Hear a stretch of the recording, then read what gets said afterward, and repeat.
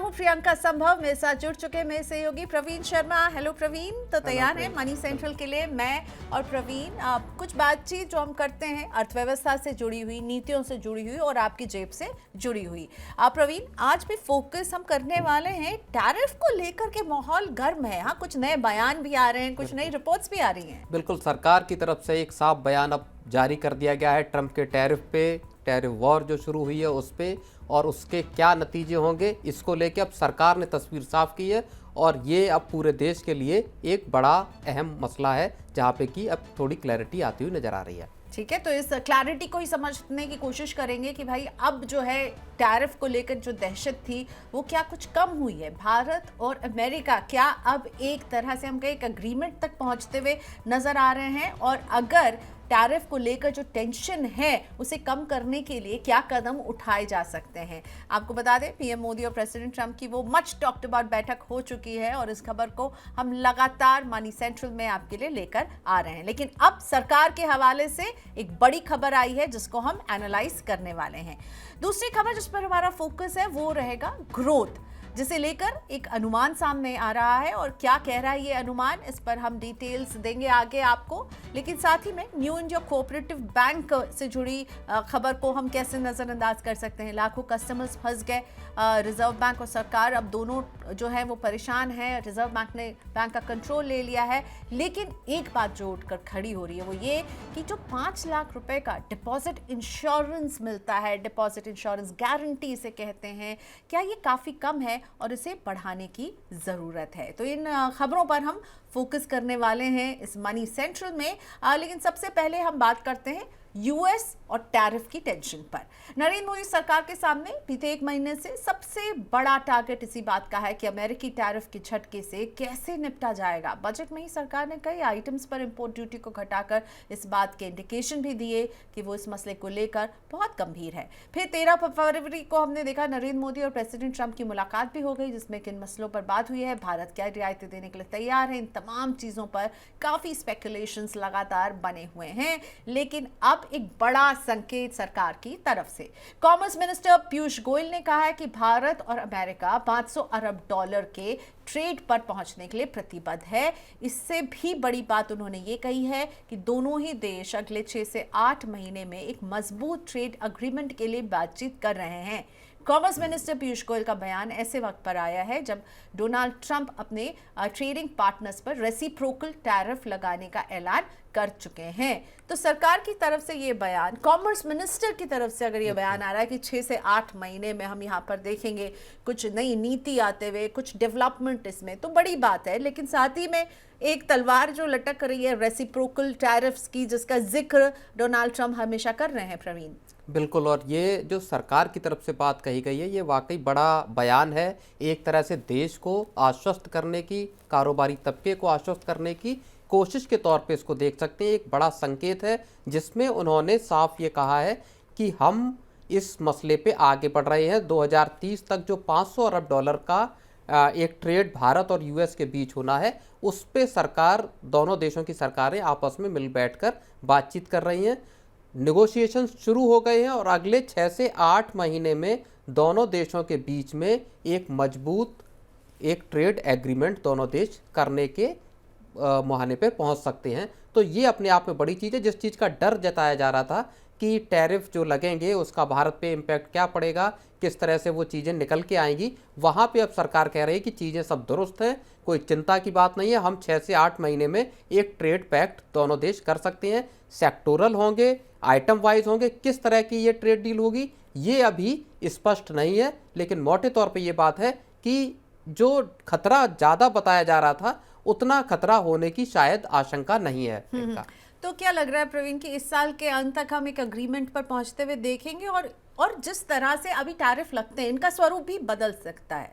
बिल्कुल, टैरिफ का स्वरूप बदल सकता है। जो आइटम्स है, चाहे एग्री हो, जैसे कुछ जो रिपोर्ट्स आई हैं, हमने जैसे नोमरा की रिपोर्ट का एक जिक्र किया था, कल बात की थी, एक स्टैंडर्ड चार्टर्ड की रिपोर्ट आई है, उसके अलावा सिटी रिसर्च की रिपोर्ट आई है जिसमें यह कहा गया है कि भारत को $7 अरब तक का नुकसान एक साल में हो सकता है। मेटल्स हो गए, केमिकल्स हो गए, फार्मास्यूटिकल हो गया, एग्री प्रोडक्ट्स हो गए, ये जो सारे जेम्स एंड ज्वेलरी हो गए, जहां भारत का जो इंपोर्ट है यूएस को, वहां पे थोड़ी सी कमी हमको दिखाई दे सकती है।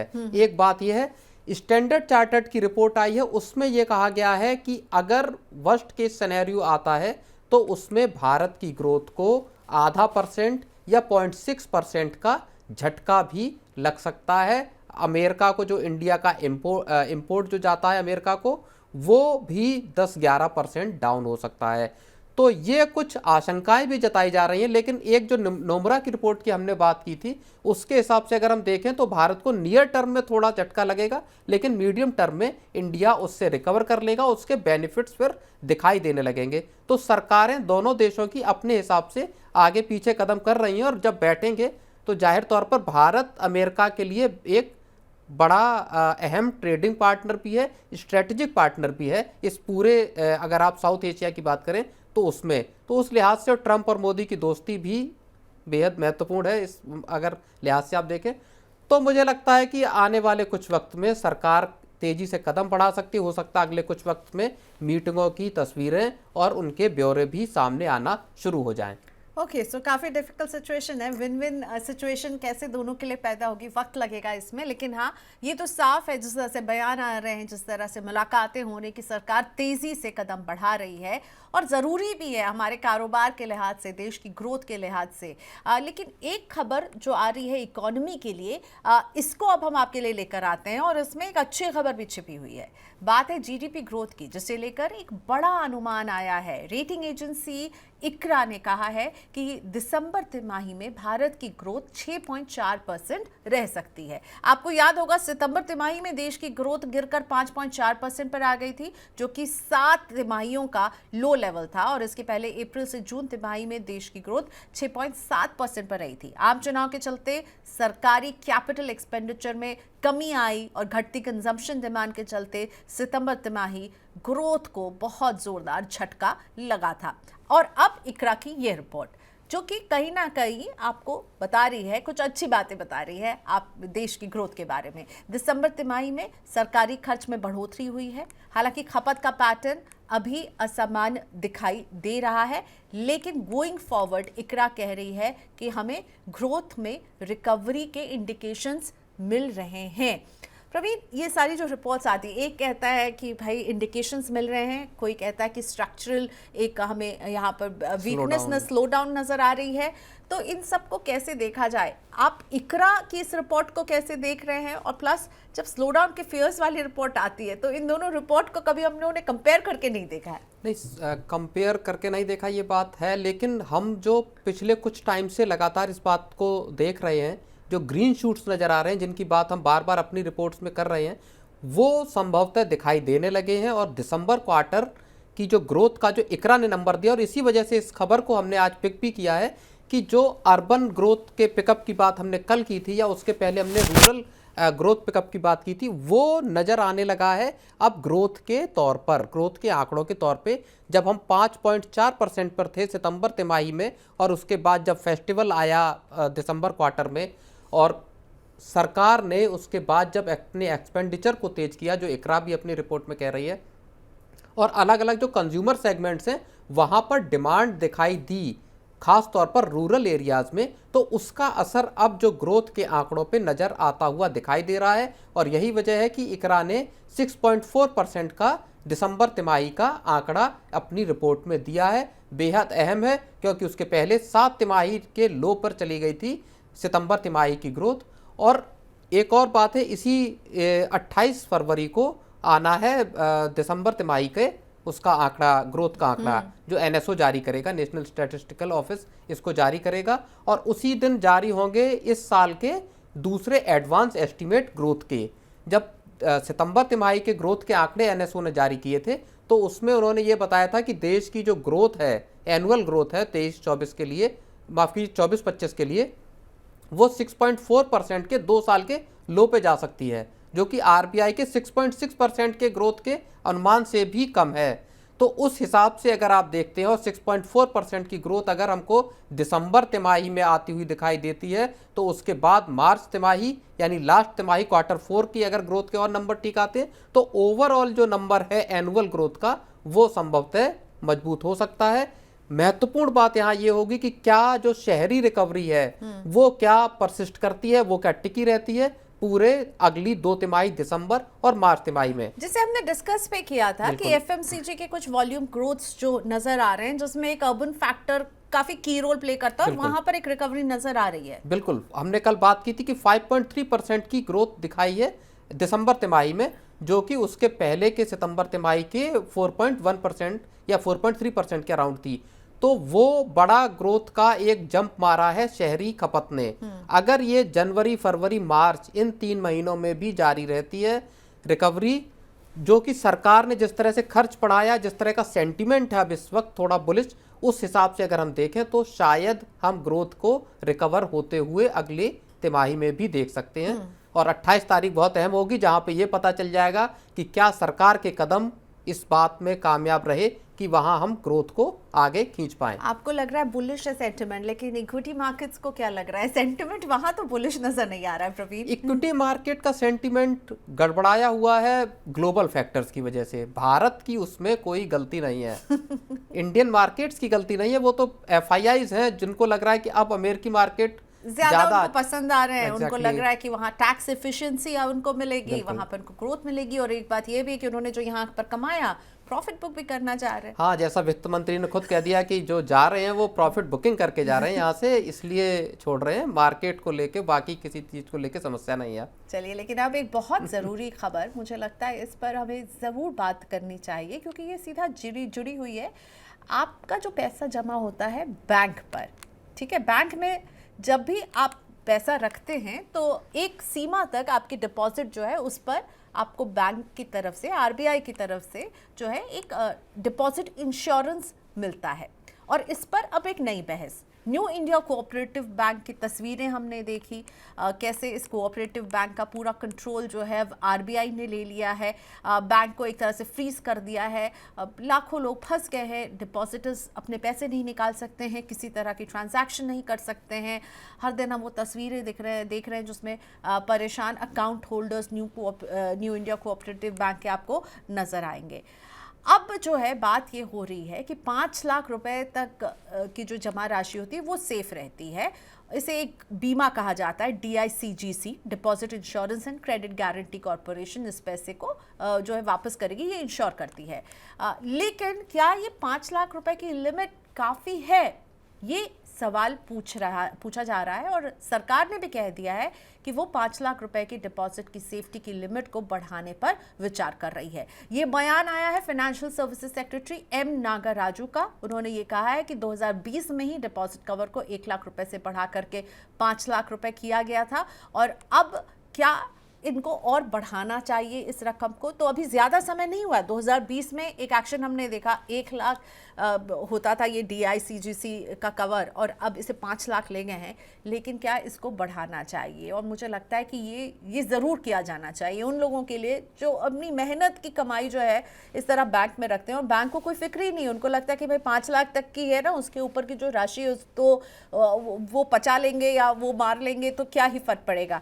मुझे लगता है ये बहुत अहम है, इस कवरेज को बढ़ाना चाहिए, 5 लाख को बढ़ाना चाहिए प्रवीण। बिल्कुल बढ़ाया जाना चाहिए, और इस बात का जिक्र जो आरबीआई के डिप्टी गवर्नर हैं वो पिछले साल अगस्त में भी कर चुके हैं।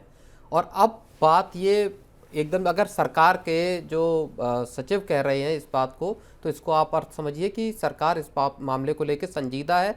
और ये मांग उठ रही है क्योंकि कोऑपरेटिव बैंक्स में जिस तरह का एक धांधली या एक तरह के कंसर्न दिखाई दिया, वहाँ पे इन्वेस्टर्स के, डिपॉजिटर्स के, हजारों लाखों डिपॉजिटर्स का पैसा फंस गया जो न्यू इंडिया कोऑपरेटिव बैंक है महाराष्ट्र में। उसके बाद से इस बात की मांग फिर से तेज हुई, और वहाँ जाकर सरकार ने अपनी तरफ से ये बयान दिया है कि हम 5 लाख से बढ़ा सकते हैं इसको, और इस पर सरकार विचार कर रही है। आपको याद होगा कि इससे पहले 27 साल लग गए थे सरकार को 1 लाख रुपए से 5 लाख रुपए का डिपॉजिट इंश्योरेंस देने में। 93 में 1 लाख रुपए की गई थी, उससे पहले 93 से पहले 30,000 रुपए लिमिट थी, डिपॉजिट इंश्योरेंस था। तो जिस तरह से लोगों की आमदनी बढ़ी है, जिस तरह से महंगाई बढ़ी है, इन फैक्टर्स का जिक्र जो आरबीआई के deputy governor M Rajeshwar Rao हैं, उन्होंने पिछले साल अगस्त में एक कार्यक्रम में कहा था कि इसको बढ़ाए जाने की ज़रूरत है। उन्होंने एक और महत्वपूर्ण बात कही थी उस वक्त, उन्होंने कहा था कि जो गरीब तबका है, जो छोटा डिपॉजिटर है उसका, और जो सीनियर सिटीजन है उनके लिए, इन तबके के जो पैसे बैंकों में जमा है इसको पूरी तरह से इंश्योर्ड किया जाना चाहिए, पूरी तरह से ये पैसा सेव किया जाना चाहिए, क्योंकि ये वनरेबल सोसाइटी का हिस्सा है। इसके साथ ही उन्होंने ये भी एक बात कही थी कि जो प्रीमियम जमा करते हैं बैंक डिपॉजिट्स को इंश्योर करने के लिए, उसकी प्राइसिंग डिफरेंशियल होनी चाहिए, यानी जिस बैंक के पास जितना ज़्यादा रिस्क है उसका प्रीमियम उतना ज़्यादा होना चाहिए। अभी क्या है कि अभी हर 100 रुपये पर एक यूनिफॉर्म पेमेंट की व्यवस्था है, जिसमें हर 100 रुपये पे कोई भी बैंक, चाहे कोऑपरेटिव हो, चाहे रीजनल रूरल बैंक हो, चाहे पब्लिक सेक्टर बैंक हो, वो 12 पैसे का प्रीमियम भरते हैं। अब होता क्या है कि पिछले साल का अगर हम आंकड़ा देखें 2023-24 का, उसमें जो 1436 करोड़ रुपए की जो क्लेम सेटल किए गए DIG-CG के द्वारा, वो पूरा का पूरा पैसा था कोऑपरेटिव बैंकों का। यानी इन बैंकों में डिफॉल्ट हुए, इन बैंकों में मुश्किलें आई और पैसा वो आपको अपने जो पूल है उससे देना पड़ा। जो DIG-CG का फंड है वो 2 लाख करोड़ का है, और फंड के लिहाज से अगर आप देखेंगे तो ये दुनिया का तीसरा सबसे बड़ा फंड है। लेकिन अगर आप क्लेम कवरेज को देखेंगे, जो जितने डिपॉजिट्स कवर्ड है उस हिसाब से देखेंगे तो वो 46% बैठता है, और वहां पे इंडिया की पोजीशन बैठती है 8वें स्थान पे। तो इसको अगर बढ़ाना है तो आपको डिफरेंशियल प्राइसिंग करनी पड़ेगी, आपको क्लेम के जो इंश्योर्ड है डिपॉजिट, उसकी लिमिट को आपको बढ़ाना पड़ेगा। तो ये बेहद महत्वपूर्ण मामला है। और एक और चीज़ है यहाँ पे, 2023-24 से पहले 2022-23 में जो क्लेम सेटल हुए थे वो नंबर था 755 करोड़ रुपए के आसपास का। यानी एक साल में जो क्लेम सेटलमेंट है या जो क्लेम आए वो नंबर डबल हो गया, 700 से बढ़कर 1436 करोड़ रुपए हो गया। इसका मतलब ये भी है कि आरबीआई को अपनी मॉनिटरिंग को, अपने सुपरविजन को, जो रीजनल रूरल बैंक हैं या जो कोऑपरेटिव बैंक हैं जहां डिफॉल्ट के, जहां गड़बड़ियों के खतरे ज़्यादा हैं, वहां पे मॉनिटरिंग को बढ़ाने की भी ज़रूरत है। और अगर न्यू कोऑपरेटिव बैंक की बात करें, उसके 30 ब्रांच थे महाराष्ट्र में, ठीक है, 2436 करोड़ की जमा राशि थी मार्च 2024 में। बताइए ये पैसा कहाँ गया? लोगों का ही पैसा था ना, वो कहाँ गया ये पैसा? उसमें जो 122 करोड़ रुपए की धांधली हुई है उसकी खबर एक में पढ़ रहा था, जिसमें यह कहा गया है कि ये बैंक से 5 साल में इस रकम को निकाला गया, गड्डियां भर भर के, बैग में भर के गड्डियां, ये धीरे धीरे 5 साल में ये पैसा बैंक से बाहर ले जाया गया। और उसके बाद बैंक आज एक लिक्विडिटी क्राइसिस पे खड़ा हुआ है, जहां लाखों डिपॉजिटर्स बुरी तरह फंस गए हैं। मुझे तो लगता है कि न्यू कोऑपरेटिव बैंक के रेगुलेशंस पर आरबीआई को और सख्ती करनी होगी, क्योंकि एक बंद होता है, फिर कुछ दिन शांति रहती है, फिर कुछ दिन के बाद एक और नया नाम नजर आ जाता है। इनके जो फंक्शनिंग को, व्यवस्था को समझना होगा कि आखिर कोऑपरेटिव बैंक्स में पहली बात लोग पैसा जमा कराते क्यों हैं, क्यों छोटे दूर दराज के गांव, छोटे इलाकों, कस्बों में कोऑपरेटिव बैंक काम कर रहे हैं, क्योंकि बड़े बैंक वहां जाना नहीं चाहते, बड़े बैंक नहीं खोलना चाहते हैं। बिल्कुल, वहां पर अकाउंट खुलवाने के लिए आपको जो चार्जेस लगते हैं, बिल्कुल, बड़े बैंकों तक एक्सेस नहीं है लोगों का। बड़े बैंक में आप जाएंगे दुनिया की चीजें मांग रहे हैं, छोटे बैंक है गांव के पास है, आपका कस्बे में, आपके पड़ोस में मौजूद है, आप गए, आपने वहां खाता खुला लिया। प्लस क्या हुआ कि उसने कहा कि आपको फला बैंक में मिल रहा है 8% इंटरेस्ट, हम आपको 8.5% इंटरेस्ट देंगे। तो लोग इस तरह से 0.5% का जो ज्यादा लालच है, और ये मैनेजर्स जो हैं ये ऐसी दोस्ती भी कर लेते हैं कस्टमर्स के साथ कि वो परिवार का हिस्सा बन जाते हैं, और जब ऐसा कुछ होता है तो सब गायब, आपका पैसा डूब जाता है। हालांकि 5 लाख तक का कवर है, लेकिन ये एक बड़ा खतरा है। पर रीच बहुत इंपॉर्टेंट हो जाती है, क्योंकि पहुंच, ये लोगों तक पहुंच पा रहे हैं। बहुत बड़ा फैक्टर एक जानते हैं इसमें क्या है, इन ज़्यादातर कोऑपरेटिव बैंक्स का जो कंट्रोल है वो किसी न किसी नेता के हाथ में है। राजनेताओं के पास इनके मैनेजमेंट है, वो इनमें की पोजीशंस पे बैठे हुए हैं, सहकारी बैंक जितने हैं उनमें। तो होता क्या है कि अब वो गांव देहात रूरल एरियाज में मौजूद है, वहां पे लोगों के डिपॉजिट्स आ जाते हैं। ठीक है, तो पॉलिटिकल नेक्सस जो है वो भी एक रोल यहाँ पर प्ले करता है। लेकिन इन सब के बारे में हमने बात की, पर अहम खबर ये कि सरकार कह रही है कि भाई जो 5 लाख का बीमा है इसको बढ़ाने का वक्त आ गया। और मुझे जो बात बहुत अच्छी लगी कि देखिए 2020 में ही से 1 लाख से 5 लाख पहुंचाया गया, और अब हम बात कर रहे हैं 2025, 5 साल में ये सोचा जा रहा है कि इसको बढ़ाना चाहिए। तब भी एक क्राइसिस ही आई थी, तब यस बैंक की क्राइसिस आई थी, तब सरकार ने 1 लाख से बढ़ा के 5 लाख किया था। लेकिन पहले 1993 में 30,000 था, तब 30,000 था। 1993 से 2000 तक, ये 2020 तक ये 30,000 रुपए का ही कवर मिलता था, तो उससे तो हम कहीं आगे आ गए। बिल्कुल, उससे पहले 1962 में ये व्यवस्था शुरू हुई थी। अगर इतिहास को देखें 1962 में शुरू हुआ था, तब 1,500 रुपए का कवर था, और वो 62 से लेकर 93 तक 1,500 रुपए तक का कवर रहा। नहीं, शायद 1980 तक 1,500 करा, तब 30,000 किया गया, वो 93 तक रहा, और उसके बाद 27 साल बाद इसको 5 लाख रुपए का कवर किया गया। और अब हम 5 साल में कह रहे हैं कि भाई 5 लाख भी जो है वो काफ़ी नहीं है, इसको बढ़ाना चाहिए, और बिल्कुल बढ़ाना चाहिए, क्योंकि मेहनत की कमाई लोगों की इस तरह से फंस जाती है। वो तस्वीरें आप भी देख रहे होंगे, और सच में उन तस्वीरों को देखकर मैं एक बार यही सोचती हूँ, अगर ये मेरे साथ होगा तो फिर क्या होगा, मतलब बहुत डर लगता है। चलिए, उम्मीद करते हैं कि सरकार इस पर प्रोएक्टिवली कदम उठाए और इस बीमा की राशि को बढ़ाए, और ये कोऑपरेटिव बैंक्स किस तरह से काम कर रहे हैं, यहाँ और सख्ती की भी ज़रूरत है। चलिए प्रवीण, आज की बातचीत को यहीं रैप अप करते हैं। बहुत कुछ आज हमने कोऑपरेटिव बैंक्स किस तरह से काम करते हैं, आप लोग क्या सोचते हैं, आपका तो बैंक अकाउंट नहीं, आपका तो पैसा नहीं फंसा है, ज़रूर हमें कमेंट सेक्शन में लिखकर बताइएगा, क्योंकि ये खबर जो है मुझे लगता है बहुत बेहद ज़रूरी है। और आपको लगता है क्या कि ये 5 लाख का बीमा काफ़ी है? मुझे तो नहीं लगता है। इंतज़ार रहेगा आपके कमेंट्स का। आज हमारे साथ जुड़ने के लिए बहुत शुक्रिया। कल होती है मुलाकात। नमस्कार।